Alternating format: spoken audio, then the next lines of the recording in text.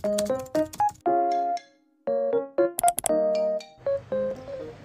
teman-teman semua, Assalamualaikum warahmatullahi wabarakatuh. Bagaimana kabarnya pagi ini? Semoga sehat, bahagia selalu, dan tetap semangat ya teman-teman. Dan bagaimana kabar kulkas teman-teman hari ini? Apakah sudah dibersihkan atau sudah diganti dengan makanan yang baru untuk kebutuhan seminggu ke depan? Nah, di video kali ini aku mau sharing dan berbagi tips bagaimana cara menyimpan makanan di kulkas agar tetap awet, Mulai dari protein hewani, protein nabati, sayur-sayur, sampai bumbu dapur. Namun di video kali ini untuk bahannya semua aku nggak ada karena memang nggak lengkap. Jadi insya Allah kita akan bahas apa aja kebutuhan di dapur yang umum dipakai atau yang umum dimasak untuk kesehari-harian. Jadi disimak videonya terus ya teman-teman. Jangan lupa subscribe dan like. Semoga teman-teman suka biar aku semakin semangat membagikan video yang bermanfaat. Seperti biasa ya teman-teman, rutinitas mingguan aku membersihkan kulkas dan merefill apa aja kebutuhan untuk seminggu ke depan. Nah, ini sisa makanan dan juga bahan makanan yang masih tersisa di kulkas. Aku keluarin dulu dan kulkasnya mau aku bersihin dulu.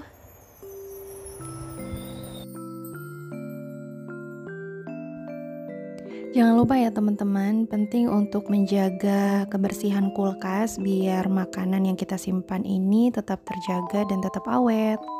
Nah, ini aku udah selesai, sekarang aku mau bersihkan bagian bawahnya. Jadi ini dibersihkan cuma pakai air biasa ya teman-teman, atau kain lap yang basah. Kemudian aku semprotin pakai Mr. Muscle, ini juga biasa untuk bersihin dapur, jadi biar kacanya itu nggak lebih berminyak gitu ya atau kotor. Nah, setelah itu teman-teman bisa diamkan aja sampai baunya agak hilang. Nah, ini juga menjadi salah satu caraku biar kulkas lebih awet ya teman-teman. Yang pertama harus rajin dibersihkan bagian dalamnya. Kemudian jika kulkasnya berada di kanan kiri tembok, diusahakan diberi jarak. Dan untuk bagian luarnya juga sering-sering dibersihkan biar nggak ada debu. Oke, udah selesai, ditutup rapat sambil nunggu baunya agak hilang dan kulkasnya kering. Nah, ini dibersihin dulu sinknya biar bisa dipakai untuk nyuci-nyuci sayuran. Jadi teman-teman kalau mau nyuci sayuran itu diusahakan di air yang mengalir aja ya, biar semua kotorannya itu turun. Nah, ini mau dirapihkan dulu yang bekas makanan masih tersisa dan juga bahan makanan yang masih ada, nanti mau aku satuin aja sama bahan makanan yang baru. Nah, ini ada tempe ya teman-teman. Ini tempeku yang udah semingguan, masih awet, masih bagus dan masih bisa dimasak. Jadi kalau untuk tempe, tahu, protein nabati seperti ini, teman-teman bisa langsung aja taruh di tempat yang wadah tertutup. Kalau untuk tahu, itu tahunya biasanya direbus dulu biar lebih bersih. Kemudian ditaruh di wadah tertutup. Terus teman-teman kasih airnya yang air minum gitu ya, air matang maksudnya. Nah, teman-teman bisa langsung ditutup di tempat food container seperti ini. Nah, yang pertama aku mau bahas sayuran dulu ya teman-teman. Ini aku ada togenya juga disimpan di food container seperti ini, di wadah yang tertutup.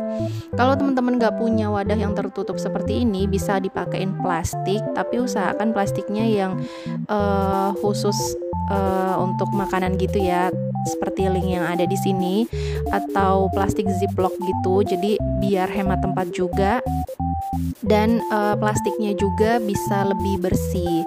Nah, kemudian di sini ada wortelnya teman-teman bisa dikupas. Kalau dikupas itu biasanya dia lebih awet. Tapi kalau teman-teman cuma simpen langsung tanpa dikupas, biasanya lama-kelamaan nanti timbul kayak ada akar-akarnya gitu. Jadi nanti ada daun-daun dari wortelnya kalau teman-teman nggak dikupas. Kemudian di sini ada oncom, aku oncomnya taruh gitu aja karena mau dikonsumsi untuk nanti ya.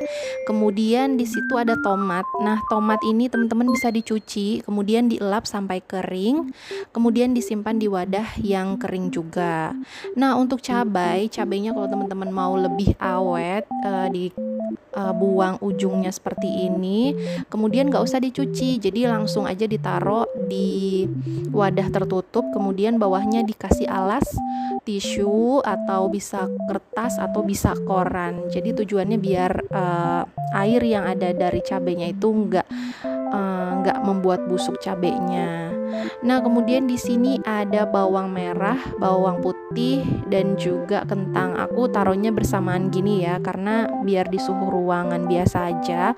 Kalau misalnya taruh di kulkas itu teman-teman bisa, tapi sebelumnya dikupasin dulu biar jadi lebih awet.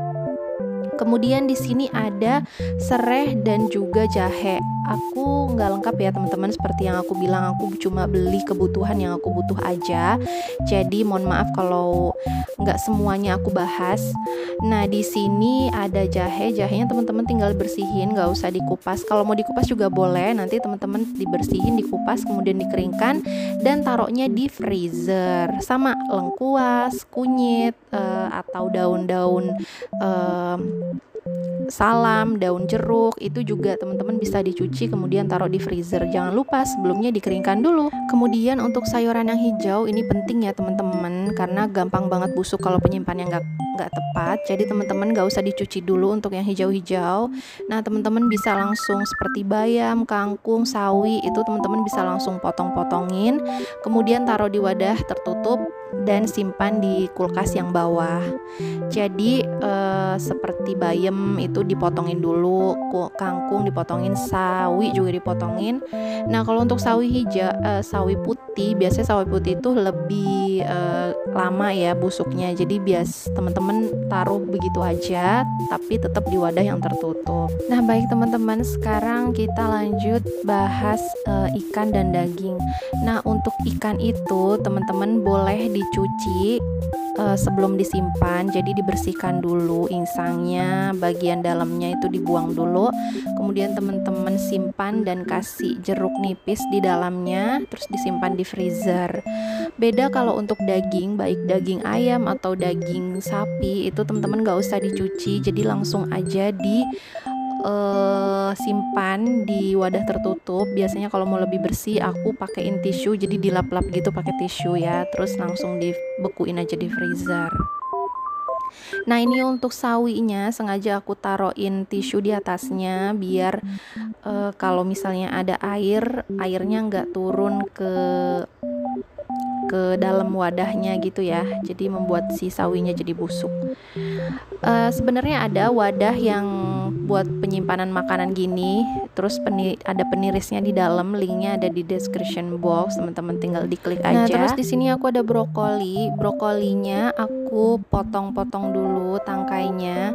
Jadi kalau nggak dipotong gitu langsung ditaruh di plastik, biasanya dia lebih gampang kuning. Jadi brokolinya tuh jadi berwarna kuning gitu, dan itu tahannya paling cuma 1-2 hari, sisanya jadi berubah warna. Tapi kalau teman-teman dipotong-potong dulu, nggak usah dicuci, itu biasanya lebih tahan lama, bisa sampai semingguan.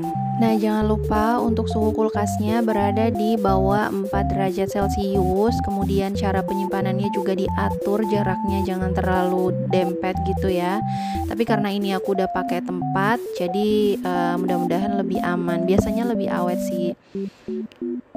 Kemudian untuk buah-buah aku biasanya nggak taruh di kulkas karena menurut aku kurang bagus ya, jadi bisa menghilangkan si nutrisi dari buahnya kalau ada di kulkas. Tapi ada beberapa buah yang boleh masuk ke kulkas seperti semangka, pepaya yang udah dikupas gitu boleh taruh di kulkas.